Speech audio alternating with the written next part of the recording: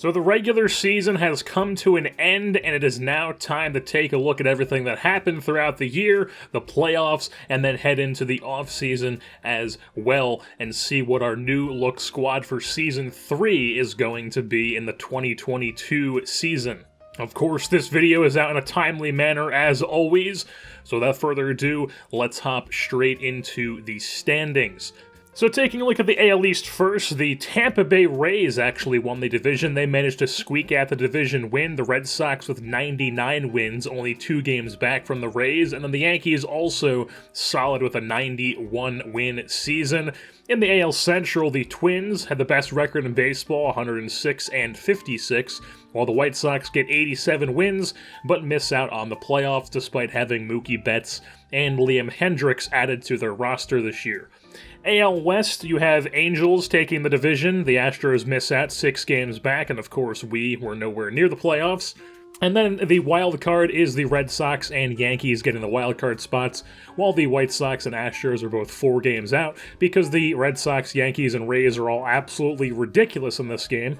So now moving over to the National League, you have the East, where the Marlins, they held on. In Season 1, if you remember, they were in first place, I believe, at the All-Star break, but then by the time the season ended, they really fell off and weren't even anywhere near the playoffs. But here in Season 2, they managed to hold on throughout the year. Only 91 wins in a very not heavy-loaded NL East, apparently, just a bunch of teams beating each other up. Much like the 2019 NL Central. But nonetheless, those 91 wins are enough to get them that NL East crown, while the Nationals were 2 games back. And then you have the Central, where the Cubs get the top spot in the division, the Brewers finish second, 7 games behind. And then, of course, you have the NL West, where the Dodgers ended up passing the D-backs for first place. D-backs still with 90 wins on the season, and they get a wildcard spot, which brings us to the NL wildcard, where the D-backs and the Nationals are the wildcard teams, and the Brewers and the Braves were 4.5 games out, respectively. So there you have the playoff bracket. That's what it looks like before anything happens. Take a look at it. We will talk more about the playoffs later on in the episode, but before we do that, let's go over our Texas Rangers stats. So Michael Brousseau had an 812 OPS on the season for us, best bat on the team this year, 20 home runs. He played so well that he bumped his potential rating up to a B as well. He has very much played his way into a secure spot in the lineup. It's just a matter of what position he's going to be playing next season, but it's most likely going to be second base. Nick Solak, also a very solid year, missed the last month or so with an injury, but still an 800 OPS, 15 home runs.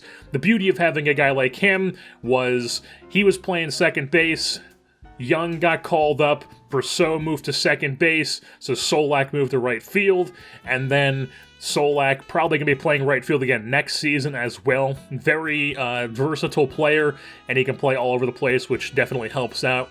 Joey Gallo, an improvement in his numbers, but still definitely not what good Joey Gallo should be doing. A 774 OPS, 20 home runs, picked it up quite a bit from earlier in the season before his sending down to AAA. And then basically what we're looking for is for Joey Gallo to put up some numbers in 2022. It's nut crunch time. Next year is going to decide what we do with Joey Gallo. If he sucks through the first half of the season, then we'll just trade him for whatever we can get. Depending on where our team is sitting at the trade deadline, of course. If we're, primed for a playoff spot, I'm not sure. Well, it'll be interesting to see what we do, but we will figure it out by the time that the trade deadline comes around. Then there's Daniel Robertson, who did what I hoped he would. He was a very solid contact hitter who gets on base quite a lot. A 391 OBP and 110 ABs. He will be back next season as a bench infielder / left fielder. Then there's Josh Young, who started figuring things out as the year came to an end. OPS up to 759 and 177 at-bats. I'm hoping he can take another step as to be the full-time starter in 2022. While Isaiah Kiner-Falefa is another guy who emerged as a solid bench player for us. Solid OBP. He actually played as the DH and then a catcher once Huff went down with an injury. 14 steals as well, most on the team, only caught 3 times. So I might give him a bump to his steal rating, considering it's not that high, and he proved that he's able to steal bases. So Isaiah Kiner-Falefa is definitely a valuable piece to our team. Albert Almora Jr. unfortunately did not play well enough to end the season, so I will not be bringing him back for 2022. Bryce Terang definitely struggled a bit. Hopefully he can improve a bit more at the plate next season. Ronald Guzman has made me totally rethink what the first base spot is for us. After last year, I thought he was the guy. Now, I'm thinking it could be Shirt and Apostle for 2022. There's Brandon Sanger. He was the guy who raked in AA, raked in AAA, raked in the MLB at first, but then he cooled off quite a bit, ended up getting 134 ABs, but only a 692 OPS to show for it, because he fell off a cliff after that hot start he got in the big leagues. But he has emerged as a decent depth option who can play multiple positions. Yerman Mercedes is 130 ABs on the year for him, only a 678 OPS. We'll see what he can do with a full season of time in the big leagues next year. Leody Taveras, another bad year of offensive production, got plenty more ABs this year, and he did rake in AA and bumped up his ratings quite a bit. Also, he's only 23 next season, so we'll see if he gets even better as time goes on. Willie Calhoun, just an awful year for him. He's the DH, he's got one job, it's to hit, and he did not hit. That's that. It's just, he didn't hit, that's his job. I'm hoping he's better in 2022 because we did re-sign him to that deal. Daniel Palka raked in AAA for us, only got 53 ABs in the bigs. He should be back as a bench bat for 2022. Sam Huff, up and down rookie season for him, had 2 months where he was on fire, won Rookie of the Month both those months, and then he just struggled mightily in all the other months. Ended the year on the injury list. Hopefully he has more production in his sophomore season. And now on to the pitching side of things, where we got Kyle Gibson. Since we traded away Lance Lynn and Charlie Morton at the trade deadline, Gibson got the most innings pitched on the team. A pretty meh year, but much better than his last season. He's still got one more year left on his contract, so next year will be his last year in a Rangers uniform. Kyle Cody was actually really bad for us, unfortunately. A -1 WAR, 5.96 FIP, 6.02 ERA. Probably going to be in AAA to start next season. While Colby Allard, the complete opposite, he has proven that he is the dude. He is insane. 3.5 WAR, 1.98 ERA, 2.54 FIP.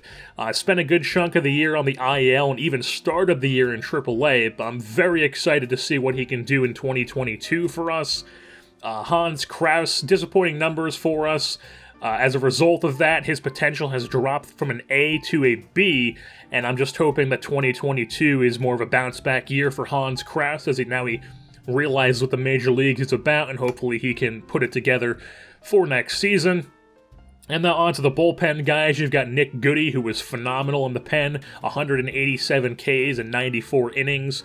There was Merrill Kelly, who had good numbers for the former KBO pitcher. I got him from the D-backs at the deadline. He should be back next year as either a bullpen spot or depth bullpen guy. Trevor Hildenberger was our Rule 5 draft pick, and he performed quite well as well. He will be back next season. Clayton Andrews, the 3-foot-tall left-hander, solid year for him. Shane Carl spent the season bouncing back from AAA in the big leagues. He's just a serviceable bullpen arm that we have to call up and down. Brett Martin took over the closer spot when Leclerc struggled to start the year, and he was extremely good. So Brett Martin is our closer. Jose Leclerc was very good as the setup guy, so him and Martin are a very solid 1-2 combo to have at the back end of our bullpen. And then there's Bo Takahashi, who put up respectable numbers. Definitely a guy worth keeping around as a depth starter. Might not be in the rotation to start the year, but you never know how injuries will shake things up as the season progresses. So now let's take a look at the award winners throughout the league, starting things with the American League first. The MVP of the AL was Yordan Alvarez of the Houston Astros. The Cy Young, of all people, was Eduardo Rodriguez of the Boston Red Sox. The batting title belongs to Michael Brantley. The reliever of the year is Liam Hendricks in his first season with the White Sox. The rookie of the year was Alex Kirilloff. I believe that's how you say that. I know exactly who he is. I just don't know how you pronounce his last name, of the Minnesota Twins. Gold Glove in center field belongs to Austin Hayes of the Baltimore Orioles. And then the Gold Glove in right field is Mookie Betts, as he is back in the American League with the White Sox. And now on the National League side of things, the MVP is Cody Bellinger. He lost out on it last year despite probably should have won it. And now this year, despite only playing 117 games because of injuries, he did put up a 1.192 OPS, which the voters decided was good enough, so he's going to win the MVP. While the Cy Young goes to his teammate in Clayton Kershaw, the batting title goes to Bellinger as well. Reliever of the year is Ryan Stanek of the Miami Marlins. The Rookie of the Year is JoJo Romero from the Philadelphia Phillies. And then the Gold Glove catcher is Jorge Alfaro. The Gold Glove left fielder is Juan Soto. Not only is he a fantastic bat, he is also now a fantastic fielder. And now let's take a look at some of the stat league leaders around the league. In the American League, the hits leader was Michael Brantley. The top 5 home run hitters were Yordan Alvarez, Jorge Soler, J.D. Martinez, Austin Meadows, and Eloy Jimenez. The OPS leader was Alvarez and Rondon. In the top 2, the stolen base leader is Alberto Mondesi of the Royals. And then the WAR leader for the hitters is Mookie Betts. While the ERA leader was Erod. The strikeouts, Garrett Cole. Saves, Matt Barnes of the Boston Red Sox, and then the WAR for pitchers was Garrett Cole. On the National League side of things, the hits leader is Whit Merrifield of the Cubs. He was traded there last offseason. And then the home run leaders are Hoskins, Harper, Bellinger, Freeman, and then Josh Bell and Juan Soto are tied for that 5th spot. OPS leader was Cody Bellinger. The stolen base leader was the veteran Cameron Maybin. The WAR leader for hitters was Cody Bellinger. And then the ERA and strikeout leaders were Max Scherzer in both categories. The save leader was Andrew Chafin of the Arizona Diamondbacks. And the WAR for pitchers leader was Clayton Kershaw. So now that we have gone through the stats after this season, there you have the playoff bracket after everything has happened. The Los Angeles Angels are your 2021 World Series champs. They won it in 7 games over the Miami Marlins. The Marlins just absolutely went on a run this season. Only 91 wins, but they win the NL East, and then they just take over in the playoffs on the National League side of things. They beat the Cubs in 5 games, took out the Dodgers in 6, who are absolutely stacked as a team, but then they fall in the World Series to the Los Angeles Angels, while their route to get there was taking out Tampa Bay in 5, then the Twins in 6, as they are your 2021 World Series champs. Shohei Ohtani is the World Series MVP. The AL playoff MVP as a whole is Anthony Rendon, while on the National League side of things, it is Harold Ramirez of the Marlins. And then in second place was actually Didi Gregorius, who we traded to them at the trade deadline this year. He had a very solid postseason for the Marlins. So good to see that he was able to figure some things out as he got traded to them. Now let's take a look at the retirements, who retired at the end of this season.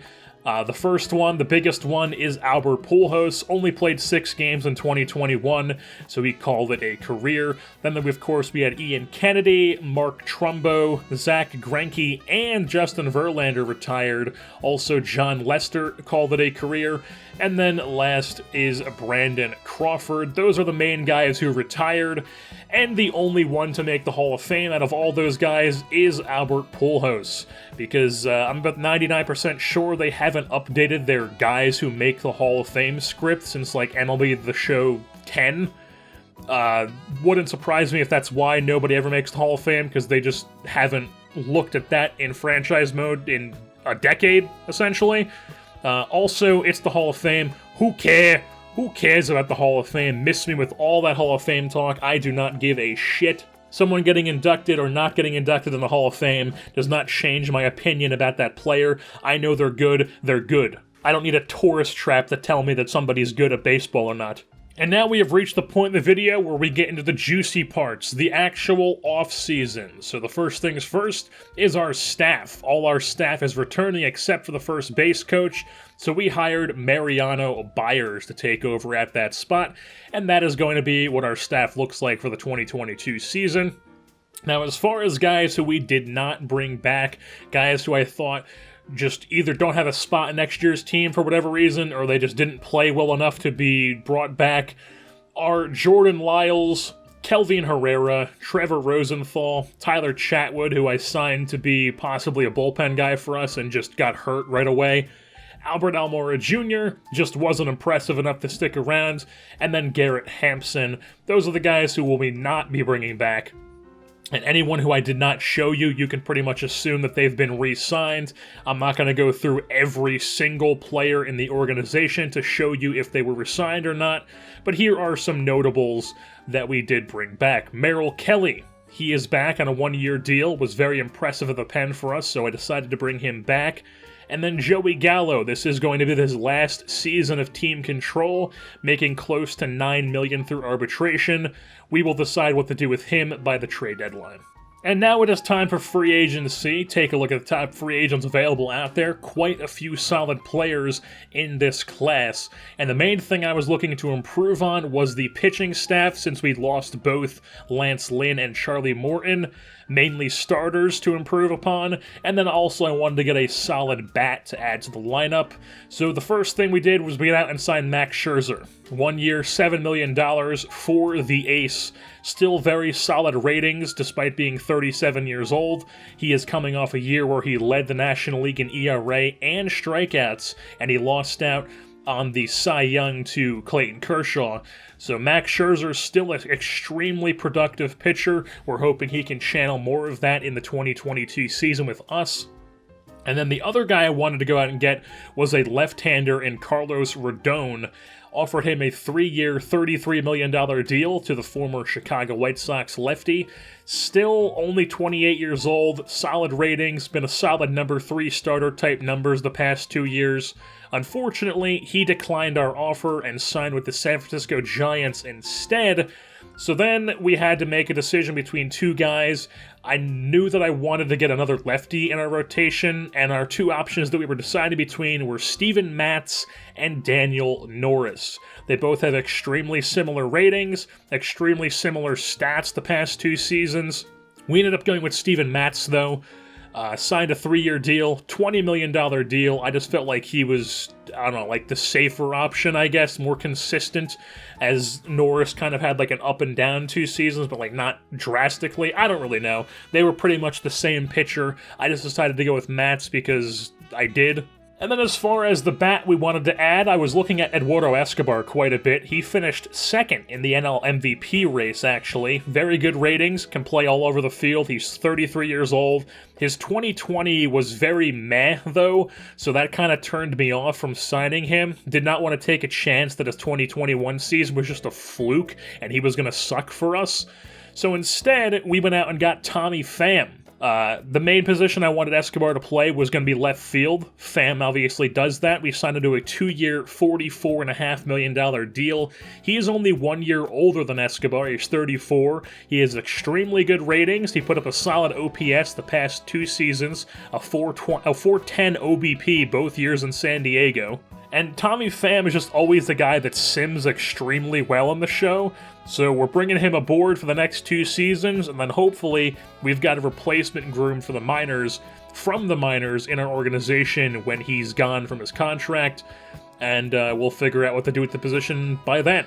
But as far as other guys who have signed throughout the league, some notables, there's Clayton Kershaw, who is now a member of the Houston Astros. Francisco Lindor is now a member of the Brewers.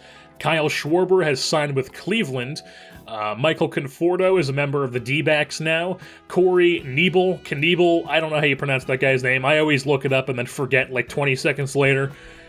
He signed with the Phillies. Salvador Perez signed with the Minnesota Twins, despite Mitch Garver just having the second best ERA, or second best WAR in the American League.